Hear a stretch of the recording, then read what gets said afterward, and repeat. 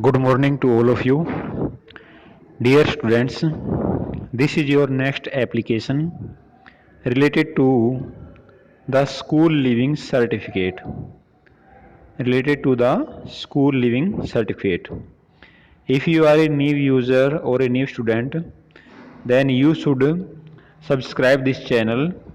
If you want to watch all my videos, then you should subscribe this channel and also press the bell icon so that you can receive all the notification related to my videos.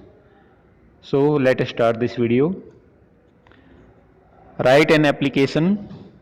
एक आपने application लिखनी है to the headmaster. किसको लिखनी है? Headmaster को। यहाँ पर जो हेडमास्टर दे रखे इसकी जगह क्या चेंज कर लेंगे? प्रिंसिपल को चेंज कर लेंगे। ऑफ योर स्कूल, यानी आपने अपने स्कूल के प्रिंसिपल को एप्लीकेशन लिखनी है रिक्वेस्टिंग हिम, और उनसे प्रार्थना करनी है to issue to you a school living certificate, यानी वो आपको स्कूल लिविंग सर्टिफिकेट यानी स्कूल छोड़ने का प्रमाण पत्र प्रदान कर सके। सबसे पहले आपको भाई जो इनसाइड एड्रेस दे रखा है यहाँ पर द इनसाइड एड्रेस, तो उसमें टू दे रखा है, तो पहले टू लिखा करते थे, आजकल जो है टू लिखने का रिवाज नहीं रहा है, आजकल बगैर टू के एप्लीकेशंस लिखी जाती हैं। अगर कोई बच्चा टू भी लिख देता है तो उसका हम गलत नहीं मानते, लेकिन फिर भी आजकल टू नहीं लगाते हैं। इसके बाद द एड्रेस में भी जो द इनसाइड एड्रेस में जो क्या रखा है द हेडमास्टर, हेडमास्टर की जगह किसको चेंज करेंगे? हेडमास्टर की जगह आपने लिखना है प्रिंसिपल, तो हेडमास्टर को चेंज कर लें, प्रिंसिपल लिखेंगे।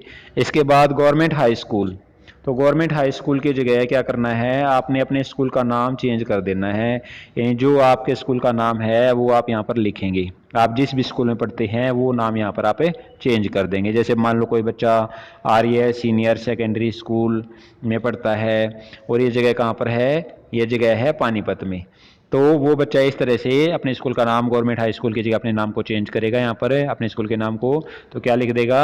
आर्य सीनियर सेकेंडरी स्कूल, और नीचे क्या दिया हुआ है? डिस्ट्रिक्ट का नाम है। तो आप जिस भी डिस्ट्रिक्ट में, जिस भी ज़िले में आप रहते हैं, जिस भी गांव में आप रहते हैं, तो वो आप यहाँ पर पानीपत की जगह चेंज करेंगे। मान लो कोई बच्चा सोनीपत में रहता है तो सोनीपत का नाम लिखेगा, कोई बच्चा जींद में रहता है तो जींद का नाम लिखेगा, कोई रोहतक में, कोई फरीदाबाद में, कोई फतेहाबाद में, जहाँ भी रहता है उस डिस्ट्रिक्ट का या गांव का नाम लिखेगा। तो इसका आप ध्यान रखेंगे, क्योंकि ये स्कूल कहाँ पर है, ये स्कूल कौन से ज़िले में पड़ता है, ये स्कूल कौन से गाँव में पड़ता है, तो ये आप पानीपत की जगह लिखेंगे। इसके बाद पानीपत के बाद आपने क्या देनी है? डेट देनी है। पानीपत के बाद क्या लिखें? डेट, यानी आज की डेट क्या है? तो आज है भाई 18 जुलाई 2020, और इसके बाद क्या लिखेंगे? Full stop. यानी ये डेट लिखने के दो तरीके होते हैं भाई। एक तो आप ऐसे लिख सकते हैं जैसे मैंने अभी लिख के दिखाया है, और दूसरा तरीका क्या है? पहले आप जुलाई लिखेंगे, पहले आप क्या लिखेंगे? ये पानीपत के बाद कह रहा हूँ भाई, पहले आप लिखेंगे जुलाई, जुलाई के बाद क्या लिखेंगे? 18 के बाद लगाएंगे कोमा, और उसके बाद लिखेंगे 2020, उसके बाद लिखेंगे फुल स्टॉप। यानी दो तरीके हैं, दो में से एक यूज करना है, जैसा भी आपको अच्छा लगे वैसा आप यूज कर लेना। इसके बाद सब्जेक्ट आप लिखेंगे, सब्जेक्ट के तौर पे क्या कहा गया है भाई, ये एप्लीकेशन किससे संबंधित है वो जरूर लिखनी है, सब्जेक्ट जरूर लिखना होता है। सब्जेक्ट के बाद कोलन लगाएंगे, स्कूल लिविंग सर्टिफिकेट, यानी जो एप्लीकेशन है किससे संबंधित है? स्कूल का मतलब छोड़ने का प्रमाण पत्र प्राप्त करना, आपको स्कूल लिविंग सर्टिफिकेट प्राप्त करना है। उसके बाद सैल्यूटेशन, सैल्यूटेशन कहते हैं संबोधन को, तो सब्जेक्ट के बाद क्या आता है? सैल्यूटेशन आता है। तो सैल्यूटेशन में भी आप क्या लिखेंगे? मान लो आपके स्कूल का प्रिंसिपल अभी एक व्यक्ति है तो रिस्पेक्टेड सर लिख देंगे, या सिर्फ सर भी हम लिख सकते हैं, या डियर सर भी हम कह सकते हैं। अगर मैडम है तो रिस्पेक्टेड मैम लिखेंगे। मान लो आप इसकी जगह कोई पर्सनल लेटर लिख रहे हो, आप एप्लीकेशन नहीं लिख रहे, आप पर्सनल लेटर लिख रहे हो, तो पर्सनल लेटर में सैल्यूटेशन के तौर पर आप अपने दोस्त को लिख रहे हो, तो डियर मुकेश, डियर लोकेश, जो भी आपके दोस्त का नाम है तो वो आप लिखेंगे। मान लो आप भाई अपने पेरेंट्स को लिख रहे हो, पर्सनल लेटर लिख रहे हो, तो फिर आपका आएगा डियर, और आपके डैडी का डियर प्लस डैड या डैडी, ठीक है। डियर फादर भी आप लिख सकते हो, डियर डैड लिख सकते हो, डियर डैडी लिख सकते हो। मदर के लिख रहे हो तो डियर मोम या डियर मम्मी, तो आप यहाँ पर मेंशन कर सकते हो, इसका आप ध्यान रखेंगे। इसके बाद क्या है? इसके बाद है भाई बॉडी, तो बॉडी में आपने क्या देना है? बॉडी में आप जैसे विद ड्यू रिस्पेक्ट यहाँ से लेकर के और ये जहाँ तक मैंने मार्क किया है तो यहाँ तक ये बॉडी के अंदर है भी, जिस उद्देश्य के लिए आपने इस एप्लीकेशन को लिखा है तो वो सारा का सारा उद्देश्य द बॉडी के अंदर आता है। विद ड्यू रिस्पेक्ट, बड़े ही सम्मान के साथ, I wish to state that, मैं ये कहना चाहता हूँ, that I am student of 9th A। तो आप जिस भी क्लास में पढ़ते हैं तो उस क्लास का नाम यहाँ पर चेंज करना आपने, ठीक है। मान लो 9th A की जगह भी आप 10th में पढ़ते हो, 11th में पढ़ते हो, तो जिस सेक्शन में 11th के जिस सेक्शन में पढ़ते हो या 12th क्लास में पढ़ते हो तो सभी बच्चे अपनी उस क्लास का नाम यहाँ पर चेंज करेंगे। तो ये आपको पता होना चाहिए। इसके बाद है ऑफ योर स्कूल, यानी मैं आपके स्कूल का 9वीं A का छात्र हूँ। My father is a government officer, मेरे पिता जो है एक सरकारी अफसर हैं। He has been transfer to Ludhiana, उनका ट्रांसफ़र कहाँ हो गया? लुधियाना में। तो आपके पापा का ट्रांसफ़र जहाँ भी होगा ना उस जगह को आप चेंज कर देंगे। लुधियाना की जगह मान लो भी सोनीपत में हो गया है, रोहतक में हो गया है, दिल्ली में हो गया है, तो जहाँ भी आपके पापा का तबादला हुआ है तो वो जगह आप ज़रूर चेंज करेंगे।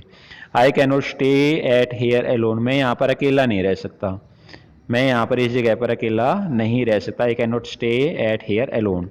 आई shall have to take admission at Ludhiana, अभी मेरे को लुधियाना में एडमिशन लेना पड़ेगा। अब जहाँ पर आप एडमिशन लेना चाहते हो उस जगह का नाम लिखेंगे। लुधियाना की जगह जहाँ पर आपके पापा का ट्रांसफ़र हुआ, मान लो सोनीपत में हुआ, तो आप सोनीपत एडमिशन लेंगे ना, लुधियाना तो एडमिशन नहीं लेंगे। तो लुधियाना की जगह आप सोनीपत का नाम यहाँ पर मेंशन करेंगे, लुधियाना को हटा करके आप सोनीपत लिख देंगे। अगर रोहतक में हुआ तो रोहतक लिख देंगे, दिल्ली में हुआ तो दिल्ली लिख देंगे। इसका तुमने ध्यान रखना है। यू आर रिक्वेस्टेड, आपसे प्रार्थना है, to issue me my school living certificate, यानी आप मेरे को मेरा स्कूल लिविंग सर्टिफिकेट प्रदान करें। I have clear all the dues, मैं स्कूल का जितना भी जो लेन देन था वो मैं अदा कर चुका हूँ, या जितना भी स्कूल का मेरी तरफ से बकाया था वो मैं सारा चुका चुका हूँ। ड्यूज का मतलब होता है बकाया। I shall be highly thankful to you for this, मैं इस काम के लिए आपका बड़ा ही आभारी होऊंगा। इसके बाद आपका क्या दे रखा है, ये नीचे सब्सक्रिप्शन दे रखा है, द सब्सक्रिप्शन। द सब्सक्रिप्शन में सब्सक्रिप्शन को एंडिंग भी बोलते हैं भाई। अब यहाँ पर ओबीडियंटली आपको दिखाई दे रहा होगा, योर्स ओबीडियंटली। तो योर्स ओबीडियंटली की जगह एक वर्ड मैं यहाँ पर लिख रहा हूँ, तो वो वर्ड आपने यूज़ करना है, यानी ओबीडियंटली की जगह आपने क्या यूज़ करना है, आप ओबीडियंटली की जगह आप ट्रूली यूज कर सकते हो, TRULY। अगर कोई भी एप्लीकेशन है, चाहे वो बिजनेस लेटर है, चाहे वो कोई भी ऑफिशियल लेटर है, कोई भी एप्लीकेशन है, कोई पर्सनल लेटर है, प्राइवेट लेटर, कोई भी लेटर है, उसमें सिर्फ आप इसी वर्ड का यूज कीजिए। ये वर्ड जो है सभी जगह काम आता है। योर्स ट्रूली आप यूज कर सकते हो, आपको बार बार जो है दूसरे जो वर्ड्स हैं उनको याद करने की जरूरत नहीं है। एक वर्ड जो है वो सभी एप्लीकेशंस में, सभी लेटर में ये काम आता है। तो आप क्या लिखेंगे, योर्स ट्रूली का आप प्रयोग करेंगे। इसके बाद है सिग्नेचर। सिग्नेचर के तौर पर आप जो है अपना नाम लिखेंगे, यानी जो यहाँ पर प्रतीक्षा नाम दे रखा है, प्रतीक्षा की जगह आप अपना नाम देंगे सिग्नेचर के तौर पर। मान लो आपका नाम सुमित है तो सुमित दे देंगे, अनिल है तो अनिल दे देंगे, जो भी आपका नाम है वो नाम लिखेंगे। उसके बाद आप अपनी क्लास लिखेंगे, जो क्लास है। और ये लेफ्ट हैंड की तरफ जो डेट दे रखी है ना, ये डेट आप नहीं लिखेंगे क्योंकि आप ऊपर डेट लिख चुके हैं। डेट कहाँ पर लिखनी है आपने, डेट पानीपत के बाद लिखनी है। जैसे डेट कितनी है, 18th जुलाई 2020, तो डेट आप पानीपत के बाद लिखेंगे। ऊपर जो द इनसाइड एड्रेस दे रखा है वहाँ पर आप डेट लिखेंगे, 2 बार डेट लिखने की जरूरत नहीं है, नीचे डेट नहीं लिखेंगे। और ये जो द सब्सक्रिप्शन में जो ये एड्रेस है सब्सक्रिप्शन वाला, ये एड्रेस आपने राइट हैंड की जगह लेफ्ट हैंड में लिखना है। इस बात का आपने ध्यान रखना है, यानी जो एड्रेस दे रखा है राइट हैंड की तरफ, ये आपने किस तरफ लिखना है, ये आपने लेफ्ट हैंड की तरफ लिखना है। तो डियर स्टूडेंट्स, मैं आशा करता हूँ ये जो एप्लीकेशन है जो आपको अभी करवाई गई है स्कूल लिविंग सर्टिफिकेट से संबंधित, तो काफ़ी स्टूडेंट्स को ये एप्लीकेशन नहीं आती, अभी कैसे लिखेंगे इसको। तो आप सभी बच्चे इस एप्लीकेशन को ज़रूर देखें, काफ़ी इंपॉर्टेंट है। तो मैं आशा करता हूँ ये एप्लीकेशन आपको अच्छी तरह से समझ में आ गई होगी। फिर भी अगर आपका कोई डाउट है तो आप कमेंट बॉक्स में अपना डाउट लिख करके भेज सकते हो। Okay, thank you.